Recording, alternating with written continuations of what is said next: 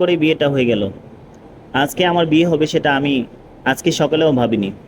কি থেকে কি হয়ে গেল নিজেও জানি না। সবচেয়ে অদ্ভুত ব্যাপার হলো যার সাথে বিয়েটা হয়েছে সে আর কেউ নয়, আমার ভাবি। হুম, আমার আপন ভাইয়ের বউ, যাকে আজকে সকালেও আমি ভাবি বলে রেখেছি, কিন্তু এখন আমার বউ। এখন দাঁড়িয়ে আছি বাসার ছাদের উপর, আর ভাবি মানে আমার বউ বাসর ঘরে অপেক্ষা করছে আমার জন্য। কিছু বুঝছে না তো? চলেন পুরো বিষয়টা আপনাদের বুঝিয়ে বলি। আজ থেকে প্রায় 1 বছর আগে ভাবি আর ভাইয়ের বিয়ে হয়। খুব সুন্দর দিন যাচ্ছিল।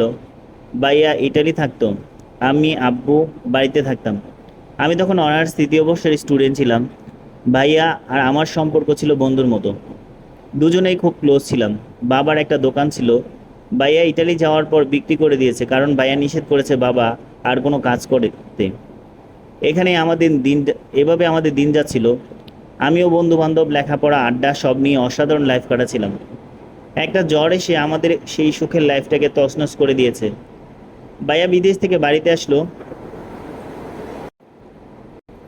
আমরা ভাইয়ার জন্য মেয়ে দেখতে শুরু করে দিলাম। যদিও ভাইয়া বিয়ের জন্য রেডি ছিল না, তবুও আব্বু আম্মুর জোরাজুরিতে রাজি হয়ে গেল। অনেকগুলো মেয়ে দেখার পর একটা মেয়েকে ভাইয়ার অনেক পছন্দ করি। মেয়েটা দেখতে অসাধারণ। প্রথম দেখায় যে কারো পছন্দ হয়ে যাবে, ভাইয়ার ক্ষেত্রেও ব্যতিক্রম কিছু হয়নি। ভাইয়াও মেয়েটাকে পছন্দ করে ফেললো। মেয়েটা আমার সাথেই পড়তো, অর্থাৎ অনার্স 3য় বর্ষে। শুধু ক্যাম্পাসটাই ভিন্ন ছিল, নাম ছিল অবন্তী। দুই ফ্যামিলির সম্মতিতে মহা ধুমধামে ভাইয়ার বিয়েটা হয়ে গেল। ভাইয়ার ভাবি আন্ডারস্টিং আন্ডারস্ট্যান্ডিংটা ছিল অসাধারণ। দুজন দুজনকে অল্প দিনে অনেক ভালোবেসে ফেলেছে, সেটা সবার হাবভাব দেখতেই বোঝা যায়। বিয়ের পর ভাইয়া ভাবিকে নিয়ে অনেক ঘোরাফেরা করলো। আমিও ভাবির সাথে অনেকটা মশকরা করতাম। ভাবি ক্লোজ ভেবে নিত। ভাবিও অল্প দিনে আব্বু আম্মুর মন জয় করে নিল। আম্মু নিজের হাতে ভাবির মাথায় তেল দিয়ে দেয়, রান্না শিখায়। আব্বু আর আম্মু ভাবিকে কখনো ছেলের বউ হিসেবে দেখেনি, নিজের মেয়ের মতোই করে দেখেছেন। ভাবির আব্বু আম্মুকে নিজের বাবা মায়ের মতো সেবা যত্ন করত, সব কিছুতেই হেল্প করত। ভাবি বাসায় আসার পর থেকে যেন বাসাটা অন্যরকম হয়ে গেল। খুব সুন্দরভাবে আমাদের দিন যাচ্ছিল। বিয়ের 2 মাস পর ভাইয়া ছুটি শেষ, তাই আবারও ইতালি যেতে হবে। যদিও ভাইয়া যাওয়ার মতো মন মানসিকতা ছিল না, কারণ নতুন বিয়ে করেছে। আরও কিছুদিন থাকার ইচ্ছা ছিল, বাট নিজের কেরিয়ার, ফ্যামিলির কথা চিন্তা করে ভাইয়া ইটালি চলে গেল। ভাইয়া চলে যাওয়ার প্রতিদিন আমাদের সবার সাথে কথা হতো। আমিও ওটা বলে ভাইয়াকে খেপাতাম। এভাবে কিছুদিন চলে যায়। একদিন আমি কলেজ থেকে বাসায় আসছি, এমন সময় একটা বিদেশি নাম্বার থেকে কল আসে। আমি ভেবেছিলাম ভাইয়া কল দিয়েছে, কিন্তু না। আমি কলটা রিসিভ করলাম। আমি, হ্যালো ভাইয়া, কেমন আছিস? ও পাশ থেকে অন্য একটা লোক বলল, আমি আপনার ভাই না। আপ আমার নাম জুয়েল। হুম, আমি জুয়েল, বাট আপনি কে? আমাকে কিভাবে চিনেন? আমি তোমার ভাইয়ের বন্ধু, একসাথে কাজ করি। আমার নাম রহিম। ও আচ্ছা, তো ভাইয়া কেমন আছে? রহিম চুপ। কি ব্যাপার, চুপ করে আছেন কেন? ভাইয়া কেমন আছেন? তোমার ভাই? হুম, আমার ভাই, কি হয়েছে? তোমার ভাই আর বেঁচে নেই। কথাটা শোনার সাথে সাথে আমার পায়ের নিচ থেকে মাটি সরে যাচ্ছিল। আমি নিজেকে আর সামলাতে না পেরে মাটিতেই বসে পড়ি। দু চোখ ঝাপসা হয়ে আসলো। কি বলছেন? এটা হতে পারে না। আমি সকালেও ভাইয়ের সাথে কথা বলেছি। হুম, ঠিকই বলছি। কিছুক্ষণ আগে তোমার ভাই ডিউটিতে যাচ্ছিল। প্রতিদিন আমি আর তোমার ভাই একসাথে কাজে যেতাম, কিন্তু আজকে আমার শিফট সকালে ছিল আর তোমার ভাইয়ের রাতে। একটু আগে বাস উল্টে তোমার ভাই সহ কোম্পানি 13 জন মারা যায়। বাকিদের অবস্থাও খুব ভালো না। না, আমার বিশ্বাস হয় না। আপনি ভালো করে দেখেন, আমার ভাইয়ের কিছু হয়নি। রহিম সাহেব বললেন, 2 দিনের মধ্যে লাশ দেশে পাঠিয়ে দেওয়া হবে। এ কথা বলে রহিম ভাই কলটা কেটে দিল। আমি যেন পাথর হয়ে গেলাম, মুখ দিয়ে কোনো কথা আসছে না। আমি আব্বু আম্মুকে কি জবাব দেব? কি বলে বোঝাবো ভাবিকে? মাত্র 2 মাস পরে বিধবা হয়ে গেছে, এটা শুনলে ভাবির কি অবস্থা হবে? আব্বু আম্মুকে যদি বলি তোমাদের বড় সন্তান আর নেই, কি হবে ওনার? না, আমি আর কিছু ভাবতে পারছি না। মাথাটা ঘুরছে, তাড়াতাড়ি বাসায় যাই। একটা রিক্সা নিয়ে তাড়াতাড়ি বাসায় চলে গেলাম। কলিং বেল দেওয়ার একটু পর ভাবি এসে দরজা খুলে দেয়। কি ব্যাপার, আজকে আমার দুষ্ট দেবরটা এত তাড়াতাড়ি বাসায় চলে আসছে কেন? নিশ্চয়ই কলেজ ফাঁকি দিয়েছে। বাবির কথা শুনে আমার ভেতরটা আবারও মোচড় দিয়ে উঠল। আমি কোনো কথা না বলে নিজের রুমে চলে গেলাম। দরজা লাগিয়ে দিয়ে ওয়াশরুমে গেলাম। পানি ছেড়ে দিয়ে ইচ্ছা মতো কাঁদতে লাগলাম। অনেকক্ষণ পর বের হলাম। ভাবি আমার রুমে দরজা টোকা দিতে লাগলো। কি ব্যাপার? তোমার মন খারাপ কেন? কি হয়েছে? মনে মনে বললাম, কি হয়েছে সেটা যদি শোনেন তাহলে আপনি নিজেকে স্থির রাখতে পারবেন না। ভাবি যেন কিছু না বুঝে সেই জন্যই বললাম, কিছু না। কিছু তো একটা হয়েছে। চোখ মুখ লাল কেন? বললাম তো ভাবি, কিছু হয়নি। আচ্ছা, খেতে চলো, আব্বু আম্মু বসে আছে, আপনারা খেয়ে নিন, আমি খাবো না। ভাবি কিছু একটা বলতে চেয়েছিল কিন্তু আমি তাড়াতাড়ি বাসা থেকে বের হয়ে গেলাম। যেখানে যাই ভাইয়ার স্মৃতিগুলো মনে পড়তে লাগলো। মনে হচ্ছে ভাইয়া আমার পাশে গল্প করছে। নিজেকে কোনোভাবেই সান্ত্বনা দিতে পারছি না। রাতের বেলা রুমে বসে বসে ভাইয়ার ছবিগুলো দেখতে আর চোখের পানি ঝরছে। এমন সময় আব্বু আম্মু রুমে আসলো। কিরে, কি করিস? কিছু না। কাঁদছিস কেন? কই না, মনে হয় চোখ দিয়ে কিছু একটা পড়েছে। মিথ্যা বলবি না, তোর কি হয়েছে? আম্মু ছবিগুলো আমার হাত থেকে নিয়ে দেখে আমার ভাইয়ের ছবি, তারপর বলে, ভাইয়ের কথা মনে করে কাঁদছিস? আমি আর নিজেকে কন্ট্রোল করতে না পেরে আম্মুকে জড়িয়ে ধরে কাঁদতে শুরু করলাম। এই হঠাৎ করে তোর কি হলো? কিছু না, ভাইয়াকে খুব মিস করতেছি। আম্মু পাগল একটা, ওকে কল দিয়ে কথা বল। ও আচ্ছা, ভালো কথা। সকাল থেকে তোর ভাই তো কল দেয়নি। অবন্তী নাকি কল দিয়েছিল, বারবার মোবাইল অফ পাচ্ছি। তুই একটু দেখ তো। আমি হ্যাঁ সূচক মাথা নাড়লাম। তারপর আব্বুর রুম থেকে চলে আবারও ছবিগুলো দেখতে লাগলাম। এভাবে 2 দিন চলে গেল। আম্মু আব্বু ভাবি সবাই এভাবে 2 দিন চলে গেল। আব্বু আম্মু ভাবি সবাই অনেক টেনশন করতেছে। ভাইয়ার কোনো খবর নাই। আমি জেনে ওনাদের কিছু বলতে পারছি না। পরের দিন একটা অচেনা নাম্বার থেকে কল আসে। হ্যালো, আপনার নাম কি জুয়েল? জি, আপনি কে? আমি কাস্টম অফিস থেকে বলছি, আপনার ভাইয়ের লাশ এসেছে, এসে নিয়ে যান। আমি আর কোনো কিছু না বলে দৌড় দিলাম। একটা গাড়ি নিয়ে তাড়াতাড়ি এয়ারপোর্টে গেলাম। দেখলাম অনেকগুলো লাশ একসাথে শুয়ে রাখিয়েছে। দেখেই ভিতরটা কেঁদে উঠলো। তারপর কয়েকজন পুলিশ লাশগুলোকে কাস্টম করার জন্য লাশবাহী গাড়িতে উঠিয়ে হাসপাতালে নিয়ে গেল। অনেক রিকোয়েস্ট করার পরও ওরা আমাদের কারো কথা শুনলো না। পুলিশের পিছে পিছে হাসপাতালে গেলাম। অনেকক্ষণ ধরে হাসপাতাল বসে আছি। চারপাশে অন্যান্য লোকগুলো কেঁদেই যাচ্ছে। আমারও চোখ দিয়ে পানি ঝরছে। এখনও বিশ্বাস হচ্ছে না যে আমার ভাই আর বেঁচে নেই। তারপর প্রত্যেকটা লাশ তাদের আত্মীয়দের নিকট দিয়ে দেওয়া হচ্ছে। আমি ভাইয়ের লাশের পাশে দাঁড়িয়ে রইলাম। ভাইয়ের চেহারার দিকে তাকিয়ে আছি। মনে হচ্ছে আমার ভাইটা এখনো হাসছে, কিছুই হয়নি, কি সুন্দর ঘুমাচ্ছে আমার ভাই। আমি ভাইয়ের দিকে তাকিয়ে কাঁদছি। এমন সময় একজন কাঁধের উপর হাত দেয়। ঝাপসা চোখে তাকিয়ে দেখি একজন ডাক্তার। ডাক্তার, লাশ বেশিক্ষণ উপরে রাখা ঠিক হবে না, মেডিসিন দেওয়া ওনার শরীরে, যত তাড়াতাড়ি সম্ভব দাফনের ব্যবস্থা করেন। আমি আর কিছু বললাম না। হাসপাতাল থেকে একটা অ্যাম্বুলেন্স নিয়ে ভাইয়ের লাশ ওঠালাম গাড়িতে। তার আপনজন চলতেছে। আমি আব্বু আম্মু আর ভাবিকে কি জবাব দেব? তারপর অ্যাম্বুলেন্স আমাদের বাসার সামনে গিয়ে দাঁড়ালো। অ্যাম্বুলেন্সের আওয়াজ শুনে আব্বু আম্মু ভাবি সহ চারপাশে সবাই আসলো। আমাকে নামতে দেখে সবাই একটু অবাক হলো। আমি অ্যাম্বুলেন্সের পেছনে দরজাটা খুলে ভাইয়ের লাশটা বের করলাম। আম্মু আব্বু ভাবি সবাই এগিয়ে আসলো। কী রে, অ্যাম্বুলেন্স কেন? আর এটা কার লাশ? আমি কোনো কথার জবাব না দিয়ে ভাইয়ের মুখের উপর সাদা কাপড়টা সরিয়ে দিলাম। ভাইয়াকে দেখে আম্মু এক চিৎকার দিয়ে অজ্ঞান হয়ে যায়। বাবা এসে জড়িয়ে ধরে। ভাবি ঠাস করে বসে যায়। অঝোর ধারার সবাই কান্না করতেছে। এরপর ভাইয়ার কাফন দাফন শেষ হয়। আমি আর বাবা অনেক সময় ভাইয়ার কবরের পাশে দাঁড়িয়েছিলাম। বাবা বাসায় আসতে চায়নি। এক সময় আমি জোর করে বাসায় নিয়ে আসি। বাসায় আসার পর ভাবি আর আম্মু আমাকে জড়িয়ে ধরে অনেক কান্না করে। আমিও নিষেধ করিনি। আমি স্ট্রং ছিলাম। কারণ আমি যদিও ভেঙে পড়ি, ফ্যামিলির কাউকে হয়তো ভালো থাকবে না। সেদিন থেকে আমাদের পরিবারের মুখের হাসি উড়ে গেল। বাবি একদম স্তব্ধ হয়ে যায়। ভাইয়া মারা যাওয়ার পর ফ্যামিলিতে ক্রাইসিস শুরু হয়। কারণ আগে ভাইয়ার টাকা দিয়ে সব খরচ হতো। আব্বুর দোকানটাও বিক্রি করে দিয়েছে। আর আব্বুর এখন যে অবস্থা, তার দ্বারা কোনো কাজ করাও পসিবল না। বাধ্য হয়ে আমি নেমে গেলাম জীবন যুদ্ধে। অনার্সে শেষ না করার কারণে ভালো কোনো চাকরি পাইনি, একটা প্রাইভেট কোম্পানিতে চাকরি নিই। আমার কাজ হচ্ছে বাজারের প্রত্যেকটা দোকানে গিয়ে কার কি মাল লাগবে সেটা লিখে এনে মালগুলো আবার পৌঁছে দেওয়া, যাকে বলা হয় এসআর। ভাইয়ার কথা খুব মনে পড়তো, কত কষ্ট করে ভাইয়া টাকা ইনকাম করতো, এখন হাড়ে হাড়ে টের পাচ্ছি। বেতন ছিল খুব কম, 8,000 টাকা।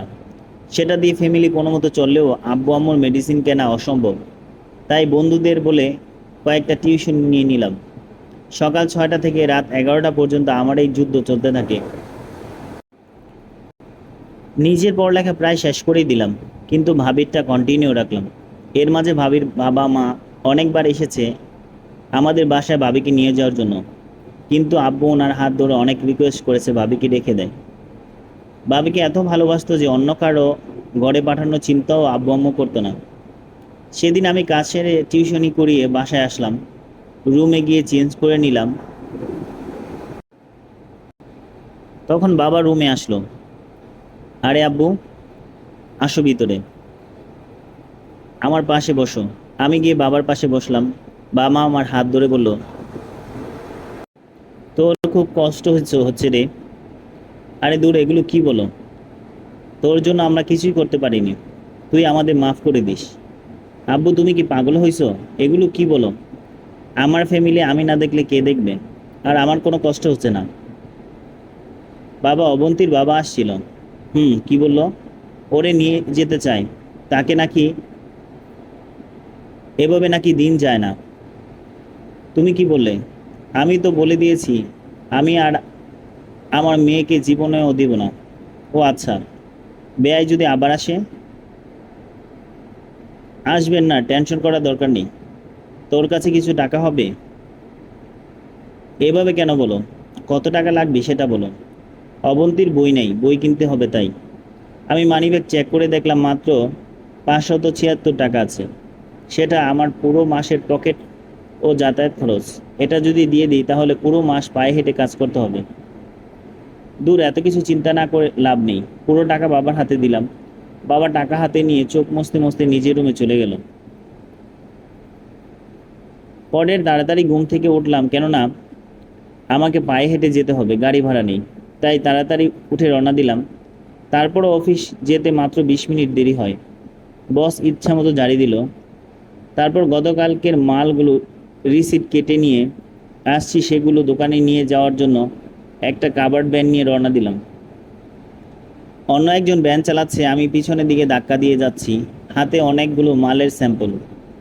একটা দোকানে মাল দিয়ে আসার পথে ভাবিকে দেখলাম অনেকগুলো মেয়ের সাথে। মনে হয় ক্লাস শেষ করে বাসায় যাচ্ছে। ভাবির চোখ দেখেই চিনে ফেললাম এটা ভাবি হবে। আমি তখন ব্যান ঠেলতেছি, ভাবি আমার দিকে অবাক দৃষ্টিতে তাকিয়ে আছে। আমি ওনার চোখে স্পষ্ট পানি দেখলাম। আমি ভাবিকে দেখেও না দেখার বান করে চলে গেলাম। এভাবে আমাদের দিন যাচ্ছে, বাস্তবতার জিনিস হাড়ে হাড়ে টের পাচ্ছি। আজকে শুক্রবার, চাকরি টিউশনি সব কিছুই বন্ধ, তাই ঘুমিয়ে আছি। অনেক দিন ধরে ঠিকমতো ঘুমাতেও পারি না। ভাবি আমার রুমে আসলো। জুয়েল, এই জুয়েল। আরে ভাবি, আপনি এখানে আসলেন? এই তো একটু আগে। অনেক বেলা হয়েছে, এবার ঘুম থেকে ওঠো। উঠতেছি। আসলে শরীরটা কেমন যেন ব্যথা করতেছে, তাই ঘুমটা একটু বেশি হলো। তোমার কষ্ট হচ্ছে তাই না? আরে দূর, এগুলো কি বলছেন? আমি তো সুন্দর লাইফ কাটাচ্ছি, কোনো প্রবলেম হচ্ছে না। আমি দেখছি কেমন সুন্দর লাইফ কাটাচ্ছ। আচ্ছা, আপনার পড়ালেখার কি অবস্থা? মোটামুটি। তুমি আর পড়বে না? দেখি কি করা যায়, কলেজে যাওয়ার মতো তো সময় নেই। পরীক্ষাটা দেব, যদি কপালে পাশ লেখা থাকে তাহলে তো আলহামদুলিল্লাহ। আসো, খেয়েও নাও। আপনি যান, আমি ফ্রেশ হয়ে আসছি। তারপর ভাবি চলে গেল, আমি ফ্রেশ হয়ে নাস্তা করে নিলাম। এভাবে আমাদের দিন যাচ্ছিল। এমন একটা লাইফ কাটাচ্ছি যেটাতে নিজের স্বাধীনতা বলে কিছু নেই। পরিবারের দিকে তাকিয়ে হাসি মুখে সব ত্যাগ করতে হবে। একদিন খেয়াল করে দেখলাম মায়ের শাড়িগুলো সব পুরনো হয়ে গেছে। ভাবিও প্রতিদিন একটা ড্রেস গায়ে দিয়ে কলেজে যায়। বাবারও পাঞ্জাবিগুলোতে ময়লা জমে আছে। ভাবির মোবাইলটা হাত থেকে পড়ে ভেঙে যায়, এরপর আর মোবাইল নেয়নি। তারপর লজ্জায় আর আমাদের কাউকেও বলেনি। সব কিছু মিলিয়ে সবার অবস্থাই খারাপ। নিজের শখের জিনিসগুলো বিক্রি করে দিলাম। আমার কম্পিউটার, গিটার, হাতের ঘড়ি, শখের মোবাইলটাও বিক্রি করে দিলাম সবার অজান্তে। তারপর আব্বু আম্মু আর ভাবিকে নিয়ে শপিংয়ে গেলাম। আব্বুর জন্য কয়েকটা লুঙ্গি, পাঞ্জাবি আর গেঞ্জি নিলাম। আম্মুর জন্য শাড়ি, ব্লাউজ আর টুকটাক জিনিস নিলাম। ভাবিকে ওনার পছন্দ মতো নিতে বললাম। উনি কয়েকটা থ্রি পিস, জুতা আর কিছু কসমেটিক নিল। আম্মু বলল, তোর জন্য কিছু নিবি না? না, আমার সব আছে। তারপর ওনাদের বাইরে দাঁড়িয়ে রেখে আমি একটা মোবাইলের দোকানে গেলাম। আমার জন্য একটা নর্মাল মোবাইল নিলাম আর ভাবির জন্য একটা স্মার্টফোন নিলাম। তারপর ওনাদের নিয়ে বাসায় চলে আসলাম। রাতের বেলা সবাই আমার রুমে আসলো। কি ব্যাপার, সবাই একসাথে? কেন আসতে পারি না? আরে আজব, না পারার কি আছে? সবাই এসে বসলো। আমি ব্যাগ থেকে বাবির জন্য কেনা মোবাইলটা বাবির হাতে দিলাম। কি এটা? মোবাইল আপনার জন্য নিলাম। আমার তো এখন মোবাইলের কোনো দরকারই নেই। টাকা নষ্ট করলে কেন? সত্যি করে বলতে, তুই টাকা কোথায় পেলি? আমার কাছে জমানো ছিল। মিথ্যা বলিস কেন? সত্যি করে বল, টাকা কোথায় পেয়েছিস? আমি কম্পিউটার, গিটার আর মোবাইলটা বিক্রি করে দিয়েছি। কেন, তোর এগুলো বিক্রি করতে বলেছে কে? তোমাদের সবার কাপড় চোপড়গুলো পুরনো হয়ে গেছে, দেখতেই তো খারাপ লাগে, সেই জন্য। তাই বলে এগুলো বিক্রি করে দিবি? আরে কোনো সমস্যা নেই, আমি এখন কম্পিউটার চালানোর মতো সময়ও পাই না। গিটার তো বিলাসিতা ছাড়া আর কিছুই না, এগুলো একটারও আমার দরকার নেই। মোবাইল কেন বিক্রি করলে? এত দামি মোবাইলের কাজ নেই এখন, সারাদিন কাজে থাকি, মোবাইল চালানোর সময় কই। আর মোবাইলের প্রতি এখন শখও নেই, একটা নর্মাল হলেই চলবে। কেউ আর কিছু বলল না, নির্বাক হয়ে আমার দিকে তাকিয়ে রইল। সবার চোখে যে পানি আসছে সেটা আমি ভালো করেই দেখেছি। কিছুদিন পর আমি শুয়ে আছি, সকাল 10টার মতো বাজে। সোফা রুমে চিল্লাচিল্লি শুনে তাড়াতাড়ি গেলাম। গিয়ে দেখি তালই মানে আমার ভাবির বাবা আর মা এসেছে। আমি গিয়ে সালাম দিলাম। কৌশল বিনিময় করে বাজারে গেলাম বাজার আনতে, কারণ মেহমান আসছে, ভালো মন্দ কিছু না হলে তো খারাপ দেখা যায়। আমি বাজার থেকে কিছু বাজার নিয়ে আসলাম। তারপর রান্নাঘরে গিয়ে আসলাম, ভাবি আর মা রান্না করতেছে। আমি গিয়ে ওনাদের কাছে কিছুক্ষণ গল্প করলাম। দুপুরবেলা খাওয়া দাওয়া করে সবাই সোফা রুমে গিয়ে বসলো। আমি বসিনি, আব্বু আম্মু আর ভাবি, মা বাবা সবাই বসেছে, মনে হয় কিছু বলবে। ভাবি দরজার পাশে ঘোমটা দিয়ে দাঁড়িয়ে আছে। কিছুক্ষণ পরই ভাবি আব্বু মানে আঙ্কেল বলল, দেখেন বেয়াই সাহেব, যে জন্য আমরা আসছি। জি বেয়াই, বলুন। আমার মেয়েটার বয়স খুব একটা বেশি না, এই বয়সে সে বিধবা হয়ে যাবে কল্পনাও করিনি। যাই হোক, আল্লাহ পাক যা পছন্দ করেন তাই করেছেন। আমার মেয়েটার মাত্র 2 মাস জামাইয়ের সাথে ছিল, তারপর কি হলো সেটা তো জানেন। এখন কথা হচ্ছে, ওর তো একটা ভবিষ্যৎ আছে, এভাবে তো আর জীবন চলবে না। তো এখন কি করতে পারি? আপনাদের কিছু করতে হবে না, আমাদের মেয়েকে আমরা নিয়ে যাব, ওর অন্য জায়গায় বিয়ে দিয়ে দেব। এভাবে থাকলে তো আর হবে না। না বেয়াই, এটা করবেন না, আমার মেয়েকে আমার কাছ থেকে নিয়ে যাবেন না। দেখেন, আবেগ দিয়ে তো আর জীবন চলে না, বাস্তবতা মেনে নিতে হবে। হুম, এটা ঠিক যে আমার মেয়ের কপালে অনেক ভালো, আপনাদের মতো শ্বশুর শাশুড়ি পেয়েছে। কমই এরকম শ্বশুর শাশুড়ি পেয়ে থাকে। কিন্তু আপনারা তো আর ওর কিছু করতে পারবেন না। ওকে আপনাদের সাথে জীবন কাটাতে পারবে? আপনাদের তো বয়স হয়েছে, মরতে তো হবেই। আপনাদের কিছু হয়ে গেলে আমার মেয়েটার কি হবে? ভাবি নির্বাক দর্শকের মতো দাঁড়িয়ে আছে, না পারছে বাবার পক্ষে কিছু বলতে, না পারছে শ্বশুরের পক্ষে কিছু বলতে। কিন্তু এখন তো ওর কোনো সমস্যা হচ্ছে না, সব ঠিকঠাক মতো আছে। সব আছে, বাট স্বামী তো নাই। একটা মেয়ে কি এভাবে লাইফ কাটাতে পারে? আপনি বলুন, আপনার মেয়ে হলে কি আপনি করতে পারতেন? বাবা মাথা নিচু করে বসে আছেন। আমি জানি আপনি অবন্তীকে অনেক ভালোবাসেন, নিজের মেয়ের মতো করে দেখেন, কিন্তু অবন্তীকে আমরা আর এখানে থাকতে দিতে পারি না। অন্ততপক্ষে ওর বাবা হিসাবে এটা আমার দায়িত্ব। আমার মেয়ে আমার কাছেই থাকবে, আমি আমার মেয়েকে নিয়ে যেতে দেব না। আপনি এসব কি বলছেন? হুম, আমার এক ছেলে হয়তো আমাদের ছেড়ে চলে গেছে, কিন্তু আরেকজন তো আছে। আপনি না হয় অবন্তীকে বাইরে বিয়ে দিতে চেয়েছেন, বাইরে দেওয়ার দরকার নেই, আমার ছোট ছেলের কাছে ওর বিয়ে দেব। এবার তো আর না বলতে পারবেন না, ওর স্বামী নেই, এগুলো তো আর বলতে পারবেন না। আমি বাবার কথা শুনে চোখ বড় বড় করে ওনার দিকে তাকালাম। এটা কেমন করে হয়? এখনো আমি অবন্তীকে ভাবি ডাকি, আর সে নাকি আমার, না এটা কিছুতেই সম্ভব না। আমার মাথা ঘুরতেছে। হ্যাঁ, এবার বাবা আমার দুহাত চেপে ধরে বলে, প্লিজ বাবা, তুই না করিস না, তুই অবন্তীকে বিয়ে কর, আমার মেয়েকে আমার কাছে থাকতে দে, প্লিজ বাবা, আমার অনুরোধটা রাখ, না হলে যে আমি মরেও শান্তি পাবো না।